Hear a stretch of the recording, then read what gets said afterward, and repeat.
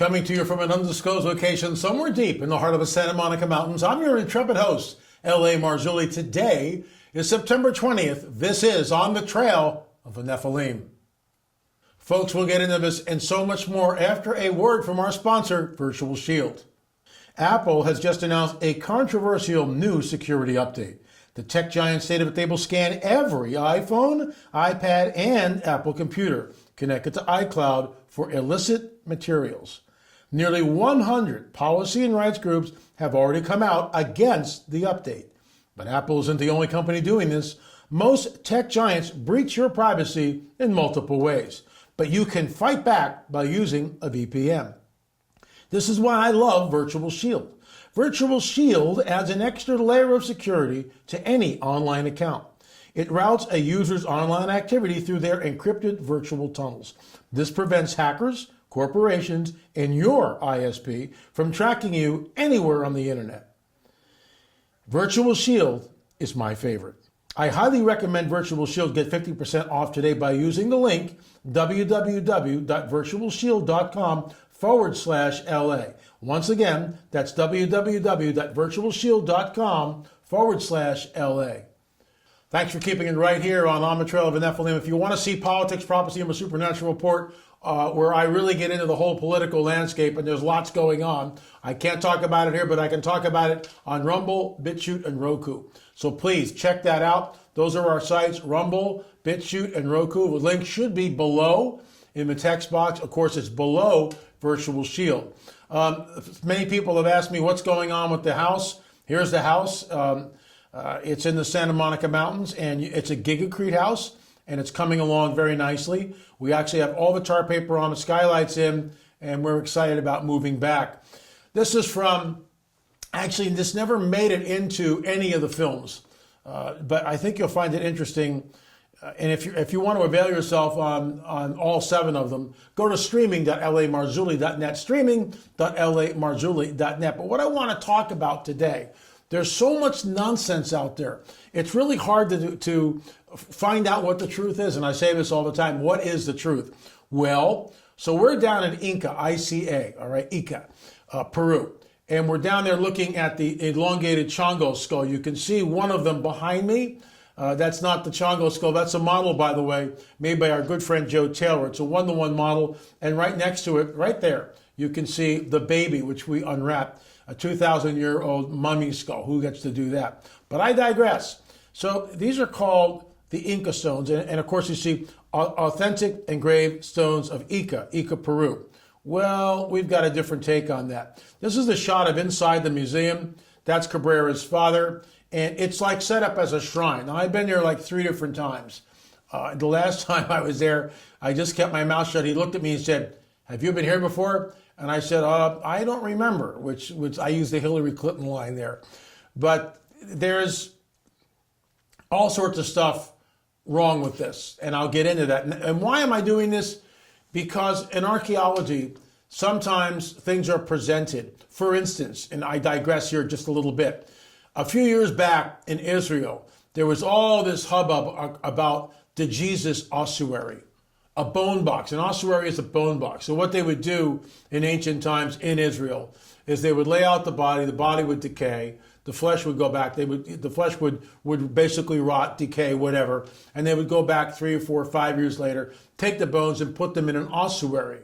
And these boxes, some of them were highly ornate, carved of limestone with writing on them and carvings. Well, they found this one, and allegedly they call it the Jesus box, Yeshua. And of course, it proved out to be, drumroll please, a hoax. Usually, if it's too good to be true, it's too good to be true. Welcome to the Ecostones, in my opinion.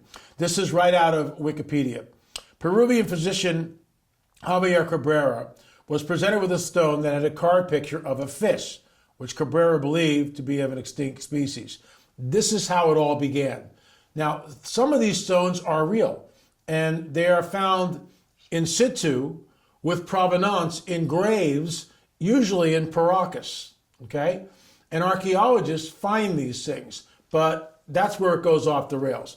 Cabrera's father had begun a collection of similar stones in the 30s and based on his interest in Peruvian prehistory, Cabrera began collecting more.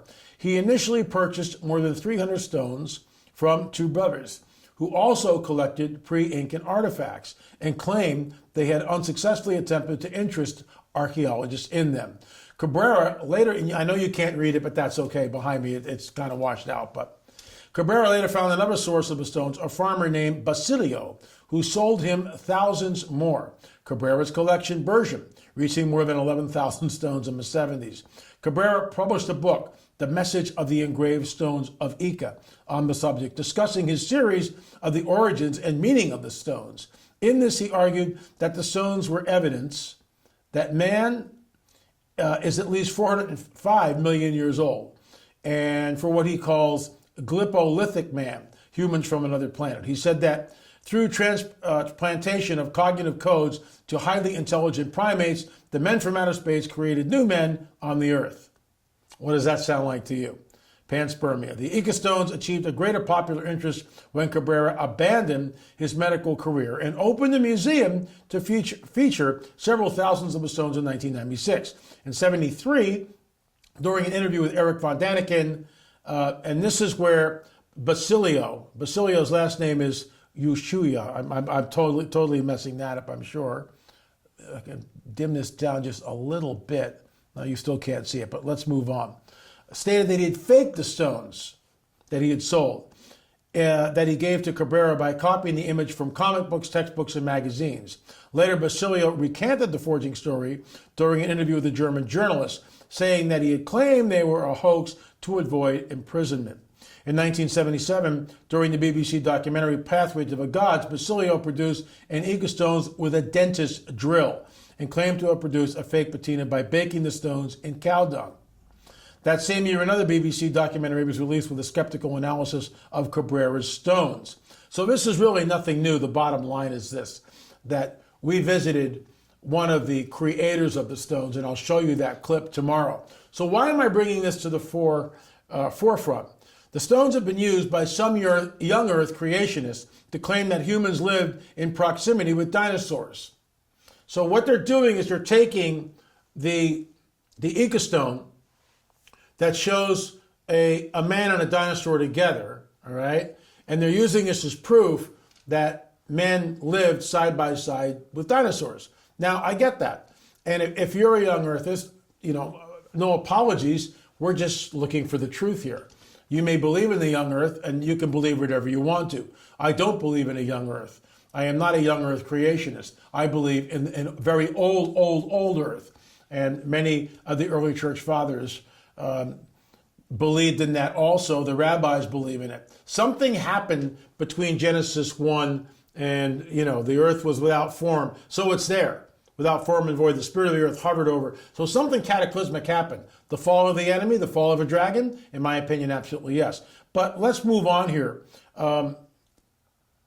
This is a shot of one of the Inca stones, one of the carvings. And it's very, very, very primitive, as you can see. And the etching is only on the very surface of the stone.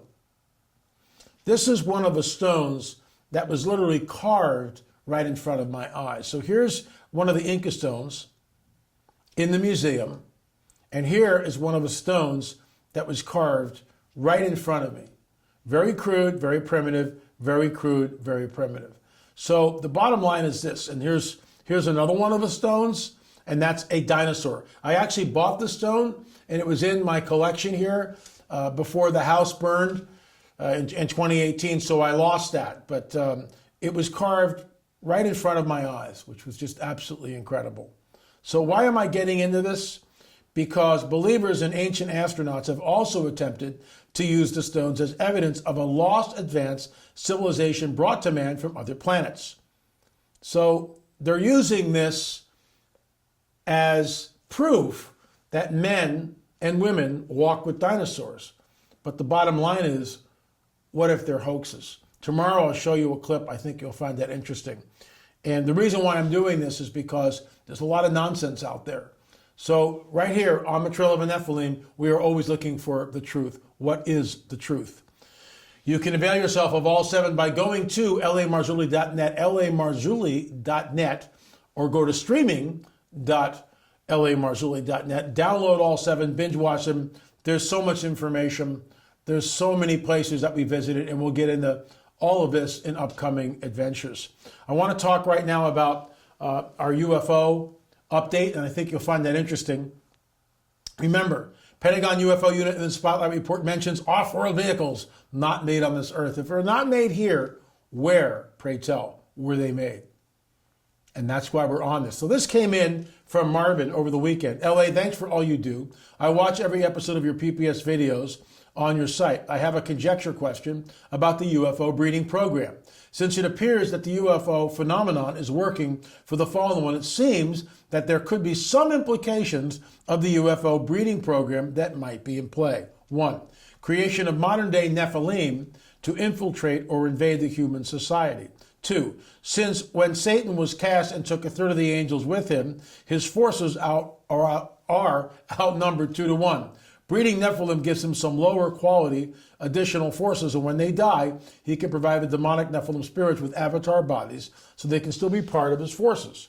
So the idea here is that he is building up his forces. I remember in our Watchers series, I think we interviewed Chuck Missler years ago, but it didn't make it into the series, I think either 9 or 10.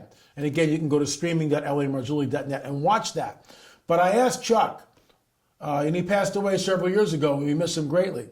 But I remember asking Chuck, do you think that Satan's got some sort of a breeding program? Without hesitation, Missler looked right at the camera and stated this: Satan's outnumbered 2 to 1, he's breeding an army. I was taken aback by that. Jesus warns us that it will be like the days of Noah when he returns. It'll be like the days of Noah when he returns. He also warns us that the elect would be deceived. So yes, in my opinion, there is a breeding program going on.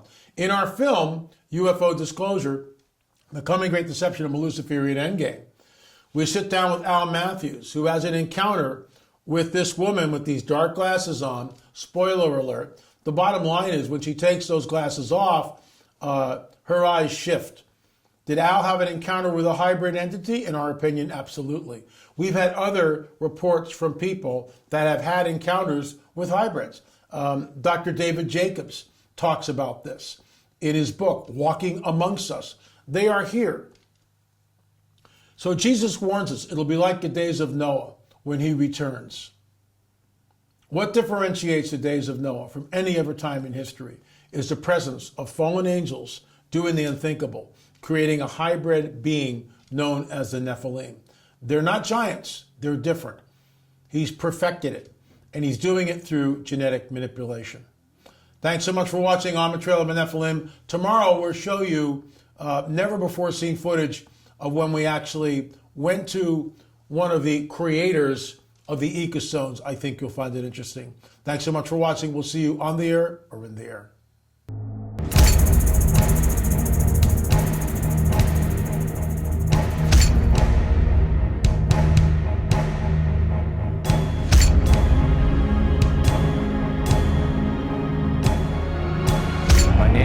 Matthews, I've seen a UFO. I've seen a UFO. And I saw a UFO. A UFO.